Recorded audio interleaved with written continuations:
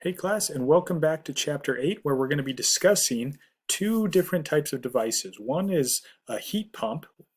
An air conditioner is an example of a type of heat pump, and the second is a heat engine. We're going to explain what these two things are and how they work. First of all, just so you understand, in the most basic sense, what a heat pump is something that uses work to create a temperature difference, whereas a heat engine is something that uses a temperature difference to do work. So note the difference there. Again, a heat pump uses work, usually from like electrical energy. So you plug in your air conditioner, or another common example of a heat pump is a refrigerator. It's plugged into the wall. It uses electrical energy to do work, and in doing work, it creates a temperature difference. All right, so it might create a compartment that is nice and cold for you to put your food in to store it, right? That's an example of a refrigerator. Or it might take and cool down some air and blow it at you to keep your car cold on a hot day as you're driving around. So it's taking energy and using it to create a temperature difference. Whereas a heat engine does the opposite. It takes a temperature difference from burning something or from some other application and uses that to do work. Okay, so like in your car, you burn gasoline and use that to drive pistons that actually physically move your car forward. So again, heat pumps do work to create a temperature difference. Heat engines take a temperature difference and use it to do work. So they're kind of opposites in that way. They both are ultimately governed by the laws of thermodynamics, as is the rest of our world. Okay, so the first question, why do air conditioners need electricity? Well, ultimately, it's because they're trying to create a temperature difference. They're trying to go against the second law of thermodynamics, and so therefore they need some outside input of work and energy in order to create this temperature difference, since it will not ever naturally happen on its own. So the short answer is because of the second law of thermodynamics. All right, so it uses electricity to drive the pieces that physically work in such a way to create this temperature difference. So again, your refrigerator has to be plugged in order to create low temperature on the inside of your refrigerator. All right. So next question is, how do air conditioners and refrigerators actually work? What is the mechanism behind it? What physics magic is going on to enable these things to take electricity and turn it into a temperature difference? Because air conditioners are really, really important, especially in warm climates. Or think about refrigerators. They're probably my favorite example of heat pumps. They're so, so, so important. Or even like our house, we have a heat pump here. It's amazing. I use it both in the summer and in the winter. Because what happens is, since it's just creating a temperature difference, in the summertime, it takes and moves thermal energy from my house to the outside. It's pumping heat from my house to keep it at, like, let's say 65 or 70 degrees, and pumping it outside where it's already 90 degrees. So it's going against the natural direction to cool down my house, acting like an air conditioner. But then in the winter, it flips around and does the exact same thing in reverse. It takes heat from outside and pumps it into my house to warm my house up to 65 degrees or 70 degrees. So it's really neat. It can pump heat out of my house to cool it down, or pump heat in to heat it up. So how do these things work? I'm going to show you some models. This is kind of the words behind it, and I'd encourage you to kind of read through these on your own if you want to. But I want to show you some pictures about how it works, because it's all about using a controlled fluid, a refrigerant, usually in some sort of refrigerant line, and enabling it to go through different phase changes to evaporate, to heat up, to cool down, and to condense in order to exchange temperature and thermal energy in different regions. So this just kind of is some of the words behind it, but I want to show you. So here's a refrigerator as an example. All right, there's multiple pieces I want you to think about. Down here is the compressor or the motor. Here's where the work is going to be done. The work is done by compressing or pushing on your fluid that is your refrigerant fluid that's in your lines, okay? So it's going to be pushing on it to increase its pressure. That's how it does the work, is increases the pressure. Back here on the very back of the fridge is what's known as the condenser line, or the condenser coils. So back here on the outside of the fridge, that's where you're going to be having your thermal energy leaving the system. So it's exiting outside. Because really, again, this is a heat pump. It's pumping thermal energy, taking it out of the inside of your refrigerator and pumping it to the outside to your room. So believe it or not, every time you have a refrigerator running, it's heating up the rest of your house. So like I always think about this, it's kind of interesting. If I have like my leftover fajitas, I take them and put them in the refrigerator. All the refrigerator's doing is taking the thermal energy out of my fajitas and pumping it out into the rest of my house.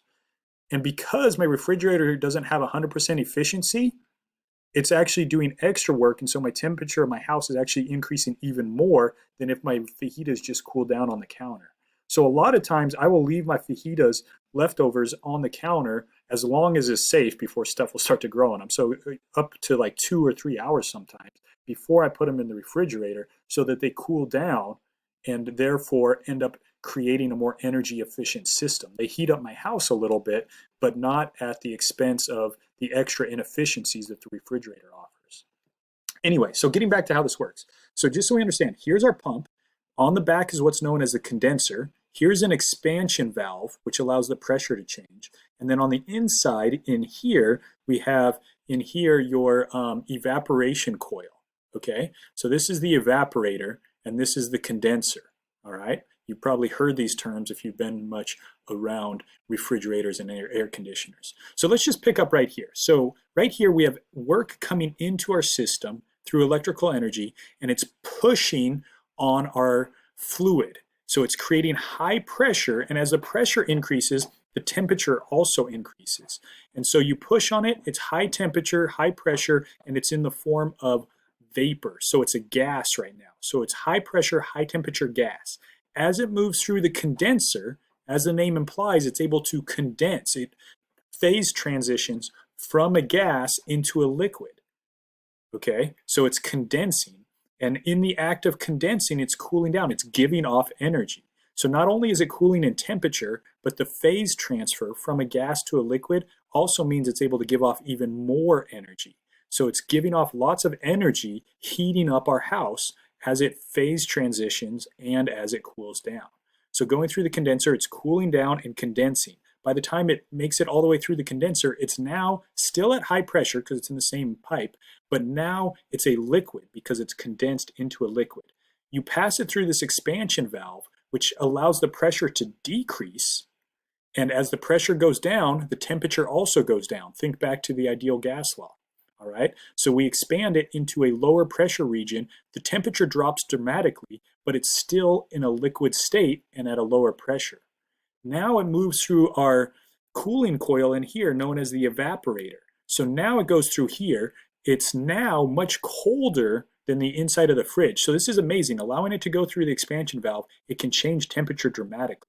It cools down well below what temperatures it ever reaches on the back of the refrigerator. And so a lot of times it'll first go through your freezer when it's really cold and then enter into your refrigerator. So it passes through here, and now it's even colder than the food in your fridge. And so it's actually going to absorb heat. It warms up inside of your refrigerator. So you make it colder than the fridge so that it warms up inside of the fridge. And as it warms up, not only does the temperature go up, but it also phase transitions. It evaporates. Just like water can evaporate sitting out on a counter on a warm day or something like that, this fluid is also evaporating as it's gaining thermal energy. So it actually, again, is colder than the food inside your fridge, and so it absorbs heat from it. Then it goes back into the compressor, and the compressor pushes on it, making it high pressure and increasing its temperature. So it's interesting. On the back of the fridge, that same fluid is hotter than the air in the room. So like let's say your house is at 75 degrees. In the condenser coil, you could have that fluid moving through there as high as like 100 degrees. Then it goes through the expansion valve and it can drop from 100 degrees, or maybe it's cooled to 95 or something. It can go through there and it can cool all the way down to like 25 degrees Fahrenheit or something. So then it goes through your freezer and refrigerator colder than your food in there so that it can heat up. Goes back to the compressor, and the compressor is responsible for doing the work to enable it to change its pressure and therefore also change its temperature. So again, the details of this, I hope you can understand. I hope I walked you through them, but the big picture is what I'm most interested in you understanding. So just understand, in the fridge, it's absorbing heat, thermal energy, then work is being done that enables that thermal energy to then be pumped outside of the fridge out into your house. And so again, you're taking heat from inside your fridge, pumping it to the outside. It's a heat pump, pumping that heat, that thermal energy from inside to outside. Air conditioners work the same way. You will be taking thermal energy out of your room and pumping it to the outside to cool down your room, and along the same lines, you're actually heating up the outside. Anytime you run an air conditioner, you're heating up the outside while you're cooling down your house. And because you have to do work through the electricity, you're actually giving off more heat to the environment outside because of inefficiencies in your refrigerator. Okay, so again, this is just kind of unpacking the same ideas in words on the note slides in case you need them. But this just explains, again, the evaporator is the thing that absorbs the thermal energy. The condenser is that which gives off the thermal energy. And you need the compressor in between the two to create that change in temperature that makes the whole system work. So again, just to show you a kind of a reminder with an air conditioner this time instead of with a refrigerator. So here, again, this is the colder side where the evaporator is, probably inside your house, right? And so when it's cold in here in the evaporator, it will absorb heat from your house, even though it might, already be cooled down to 72 in your house and it might be 95 outside. It's able to absorb heat, dropping the room temperature from 72 down to 70 or whatever you set your thermostat to. And then it pumps that heat outside. The compressor makes it high temperature, so even when it's 95 degrees outside, your fluid might be at 100 degrees. And so the heat will flow out of your fluid to the outside in order to heat up the outdoors. Okay, so again, that's just another overview of the same idea we just talked about with the refrigerator. So again, at the most basic level, heat pumps are exactly what the name implies. They pump heat from a cold place to a hot place. Because that goes against the laws of nature, it requires outside work to make it possible. So you're using electrical energy to pump heat from a cold place to a hot place. Again, here's just another diagram showing you how this works. For like an air conditioner, it's not the air that's actually moving. So when you have an air conditioner blowing cold air at you, it's not taking that air from outside, cooling it down, and then blowing it at you. That would be too inefficient. It actually takes air from your house, cycles it through, and then blows it at you. So it takes that 72-degree air and cools it down to 70 degrees and blows it at you, rather than taking the 95-degree air from outside. So there's a lot of fans and other things that are at play here to do forced convection and so on in these processes. And so there's a ton of physics here, and I don't want us to get bogged down in too many of the details. But as you're watching this, think about questions that you might have, and we can talk about those in class tomorrow. So that's a heat pump. Again, using energy to pump thermal energy to pump heat from a cold place to a hot place. You're creating more temperature difference by doing work.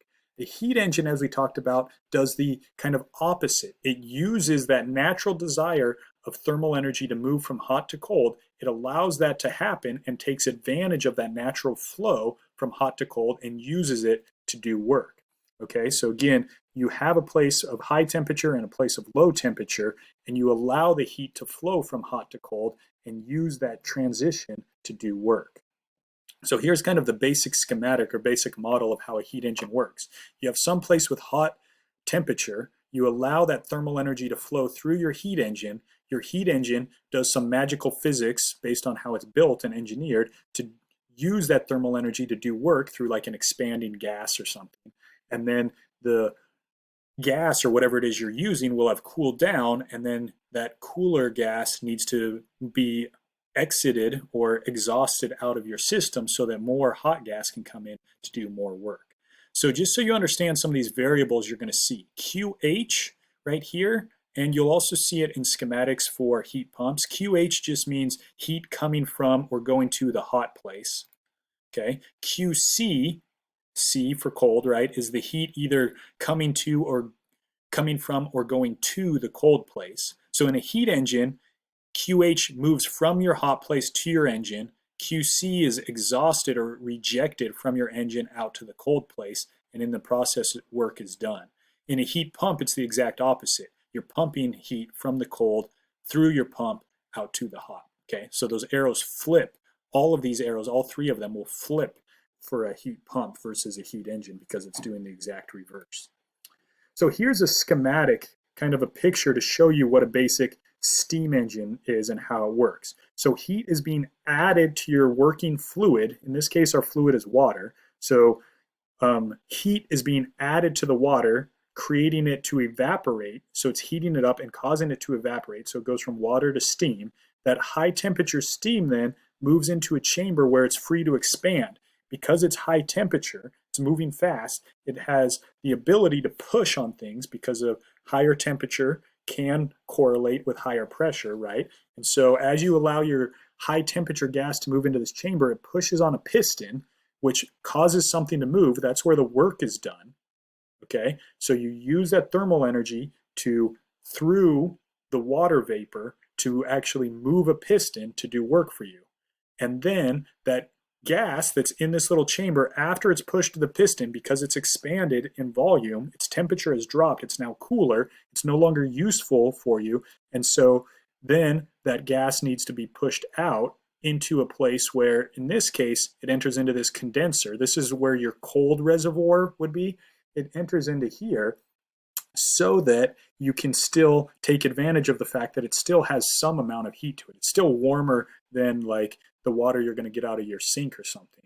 And so you try to take advantage of that hot gas here and keep some of that temperature in your system. So you pump that now very hot water back up to where your boiler is so that it can evaporate more easily rather than just bringing new water in. So a lot of times it's a closed system. You're using the same sort of chunk of water in your system over and over again. You're heating it up, it evaporates, gets really high temperature, it then drives the piston, cools down a little bit, goes into the condenser, turns back into a liquid, gets pumped back up to the boiler where it gets heated up by burning coal or wood or other things. So again, here's the two basic models. You have a heat pump, which uses work to create a temperature difference, and here's a heat engine where you use the temperature difference to do work. Okay? One fun fact, interesting thing I looked up is the data of where US electricity comes from, how we get electricity in the United States. Okay?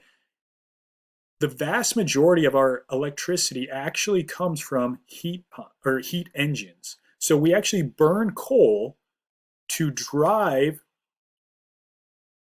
pistons, pushing them, and they use those moving pistons to create electrical energy that we can use. So we're basically burning coal or natural gas sometimes as well, and using that to create electrical energy. So the most common sources are coal, natural gas, and nuclear things. All of these drive different versions of generators. The first two use thermodynamics. They use heat engines. Nuclear is a little bit different, but it's similar in a lot of ways. There's also hydroelectric, where it uses flowing water to move different objects to create electrical energy. And then there's other renewable energies like biomass, geothermal, and solar, and wind. Something you don't see really high on here, a lot of people are always surprised, is what about gasoline? Well, gasoline we use a ton of, but it's not for electrical energy. We use it in our cars. To produce electricity, it's mostly coal, natural gas, nuclear across the nation. Here in Oregon, the vast majority of ours actually comes from hydroelectric power based on dams on the Columbia River. So we don't use nearly as many heat engines as other places do. There's petroleum there, sorry, 1% of the electrical energy.